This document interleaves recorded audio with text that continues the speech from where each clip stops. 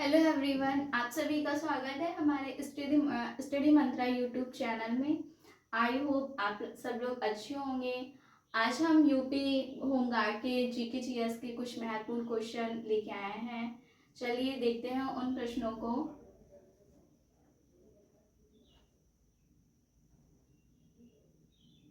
आज का पहला प्रश्न है, भारत और नेपाल सीमा का निर्धारण।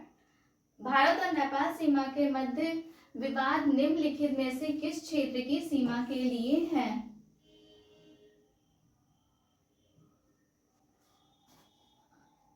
ऑप्शन है बनबसा, कालापानी, जोगबनी, रुपैडिया। आप लोग बताइए इसका आंसर क्या होगा? इसका आंसर कालापानी होगा।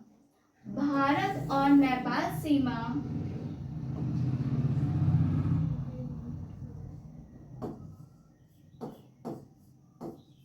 भारत और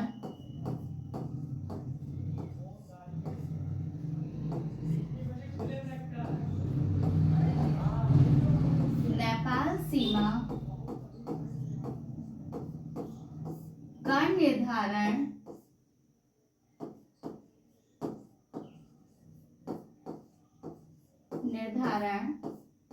1816 में सुगौली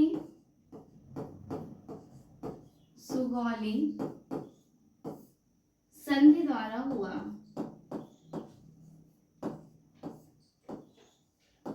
सुगौली संधि द्वारा। चलिए नेक्स्ट क्वेश्चन, म्यांमार में भारत का दूतावास निम्नलिखित में से किस स्थान पर है? ऑप्शन है यांगून, बाटोन, सानगई, मांडले। आप लोग बताइए इसका आंसर क्या होगा?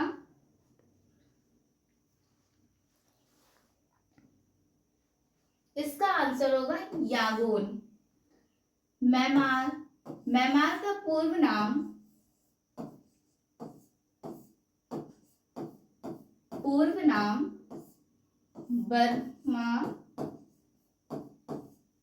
बर्मा था।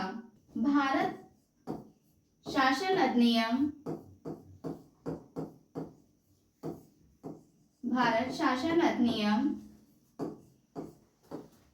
1935 के द्वारा 1937 में इसे भारत से अलग कर दिया। भारत से अलग। चलिए अब आगे देखते हैं।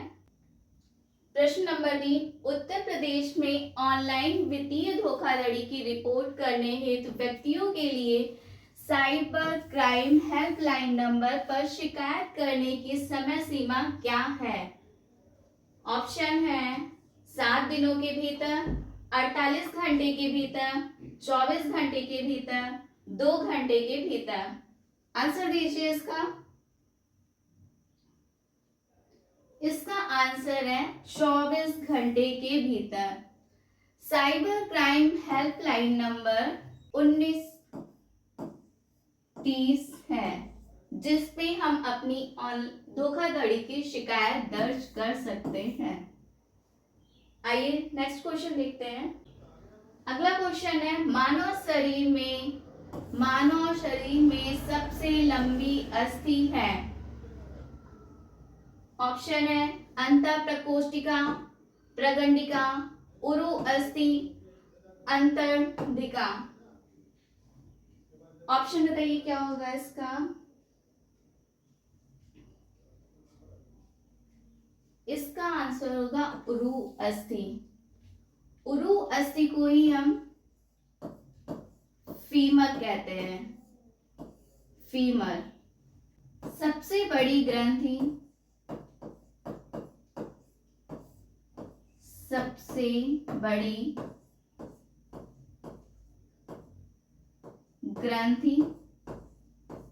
यकृत है।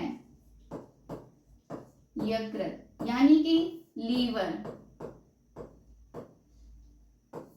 ओके, चलिए आगे बढ़ते हैं। अगला क्वेश्चन है, ल्यूकेमिया या रक्त कैंसर का लक्षण निम्न में से किसमें असामान्य वृद्धि है? ऑप्शन है लाल रक्त कोशिकाएं, श्वेत रक्त कोशिकाएं, रक्त पट्टिकाणु, रक्त प्लाज्मा। इसका आंसर बताइए। इसका आंसर होगा श्वेत रक्त कोशिकाएं। यह असामान्य रूप से बढ़ जाती हैं। यह असामान्य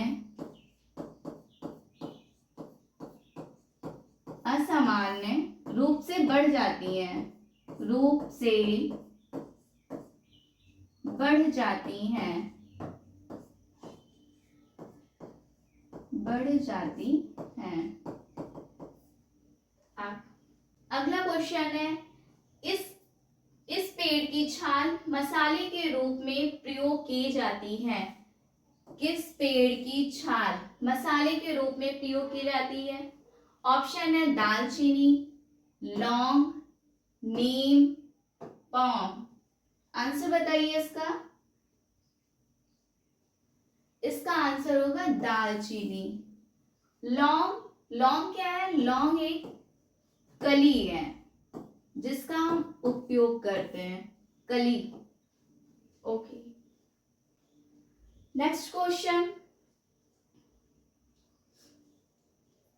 नालंदा विश्वविद्यालय को नष्ट करने वाला मुस्लिम शासक था। कौन था? अलाउद्दीन खिलजी, मोहम्मद बिन तुगलक, बख्तियार खिलजी, मोहम्मद बिन कासिम। इसका आंसर है बख्तियार खिलजी।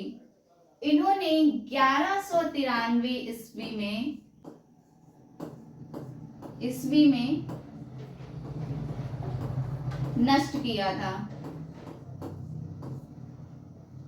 किया। नालंदा विश्वविद्यालय के संस्थापक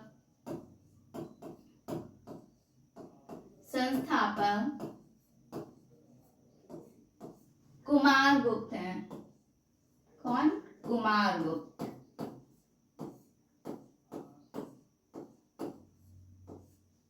कुमारगुप्त। इन्होंने 427 ईस्वी में इसका निर्माण करवाया। 427 ईस्वी में।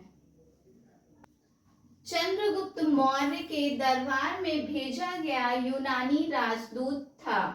कौन था? कौटिल्य थे, सेल्यूकस निकेटर थे, मेगास्थनीज थे या जस्टिन थे। इसका आंसर है मेगास्थनीज। इनकी एक प्रसिद्ध पुस्तक भी है, उसका नाम है इंडिका। इनकी क्या है? पुस्तक है। चंद्रगुप्त मौर्य का शासनकाल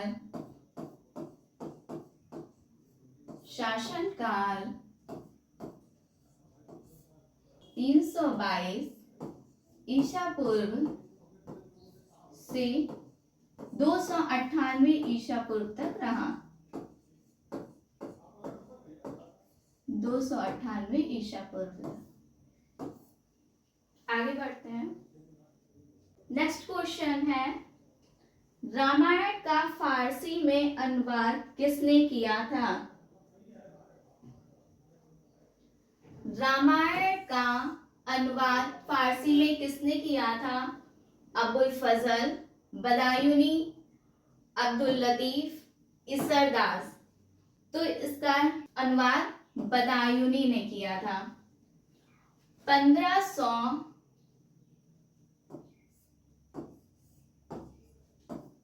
1584 में अकबर के कहने पे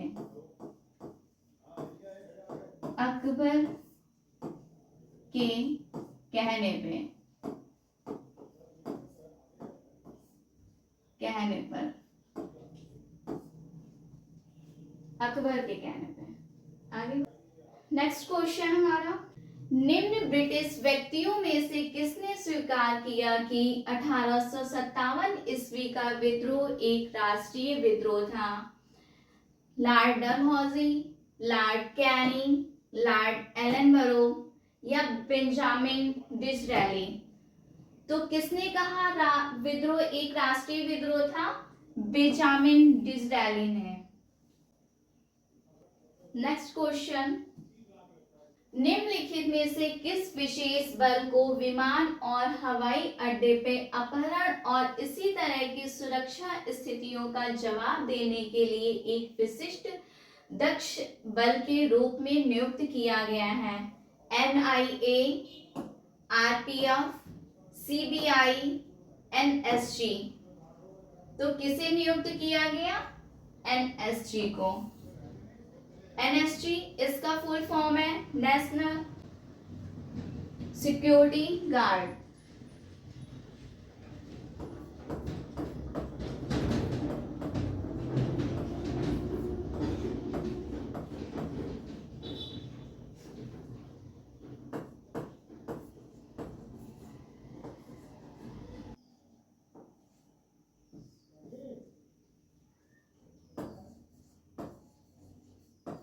नेशनल सिक्योरिटी गार्ड राष्ट्रीय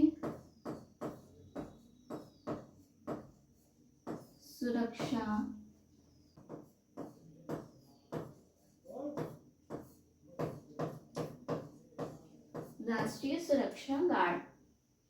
NIA national investigation agency, RPF railway protection force, CBI central bureau of investigation. आइए आगे बढ़ते हैं। नेक्स्ट क्वेश्चन है, निम्नलिखित में से कौन सी फसल खरीफ की फसल नहीं है? कौन सी फसल खरीफ की फसल नहीं है? क्या सोयाबीन होगा, मूंगफली होगा, गेहूं होगा या मक्का होगा? कौन सी फसल होगा? गेहूं खरीफ की फसल नहीं है। अगर ये खरीफ की फसल नहीं है तो किसकी फसल है?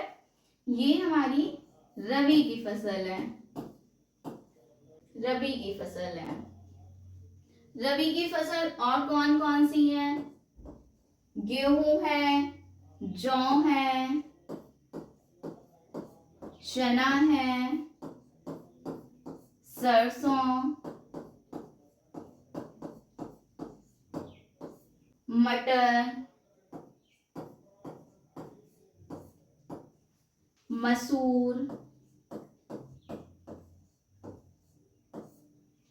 मसूर, आलू,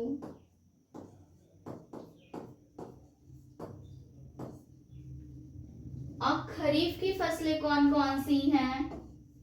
खरीफ फसल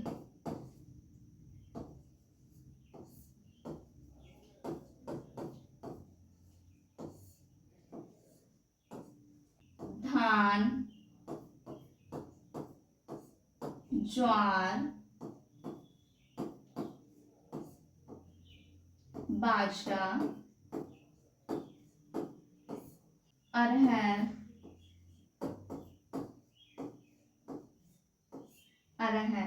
इसके अलावा एक और फसल होती है जिसे जायद की फसल कहते हैं।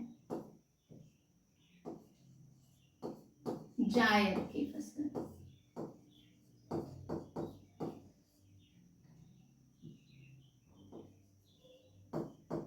इसके अंतर्गत सब्जियां आती हैं।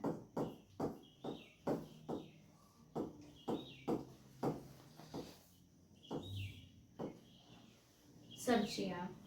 चलिए अब आगे बढ़ते हैं। नेक्स्ट क्वेश्चन है, उस नई तकनीकी को क्या कहते हैं जो एक कृत्रिम दुनिया के सृजन की क्षमता प्रदान करती है और उसमें लोग परस्पर अंतःक्रिया भी करने लगते हैं? ऑप्शन, दूरस्थ वास्तविकता, आभासी वास्तविकता, वैकल्पिक वास्तविकता और 3D वास्तविकता। आंसर क्या होगा इसका? आभासी वास्तविकता। आगे बढ़ते हैं। भूरी क्रांति निम्नलिखित में से किससे संबंधित है? कौन सी क्रांति? भूरी क्रांति। तो भूरी क्रांति किससे संबंधित है? उर्वरकों का उत्पादन से। दुग्ध एवं दुग्ध उत्पादन, ये श्वेत क्रांति है।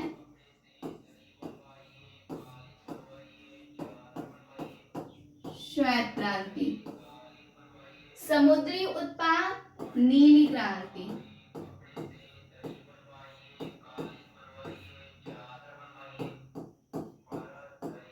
नीली क्रांति। और चारा उद्योग, हरी क्रांति। हरित क्रांति। Okay, clear. अगला प्रश्न है, भारतीय कृषि का किसी महत्वपूर्ण स्तर पर यंत्रीकरण किस कारण संभव नहीं है? तो किस कारण संभव नहीं है? छोटे जोत क्षेत्र, ट्रैक्टरों की कमी, किसानों की गरीबी, लोगों की उदासीनता। इसका आंसर होगा छोटे जोत क्षेत्र। क्लियर। हीलियम। हीलियम से भरा गुब्बारा वायु में उड़ने लगता है क्योंकि, क्यों उड़ने लगता है? क्या ये है वायु से गुब्बारे को ऊपर उठने का बल मिलता है, गुब्बारा भारहीन हो जाता है, हीलियम का घनत्व वायु से कम होता है, हीलियम गुब्बारे के नीचे से वायु को हटा देता है। तो क्या कारण होगा इसका? हीलियम का घनत्व वायु से कम होता है। हीलियम का घनत्व वायु से कम होता है। आगे बढ़ते हैं। समुद्र समीर बनती है, दिन के समय बनती है, रात के समय बनती है, दिन व रात में बनती है, या मौसमी में बनती है? समुद्र समीर कब बनती है? यह दिन के समय में बनती है। क्यों बनती, कैसे बनती है? सूर्य की गर्मी, सूर्य की गर्मी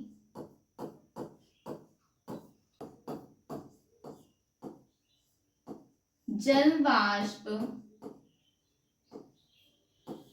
है, बन उठती है,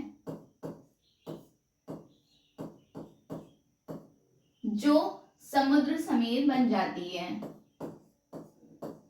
जो समुद्र समीर का रूप ले लेती है, का रूप ले लेती है, रूप ले लेती जो। नेक्स्ट क्वेश्चन है, कोई व्यक्ति सूक्ष्मदर्शी और दूरदर्शी यंत्रों में अंतर क्या देखकर जान सकता है? सूक्ष्मदर्शी और दूरदर्शी यंत्रों में अंतर कैसे जानेगा? लंबाई देखकर, रंग देखकर, लेंस का आकार देखकर, या लेंस की लंबाई और आकार देखकर? इसका आंसर बताएं क्या होगा? लेंस की लंबाई और आकार देखकर उसका अंतर जाना जा सकता है।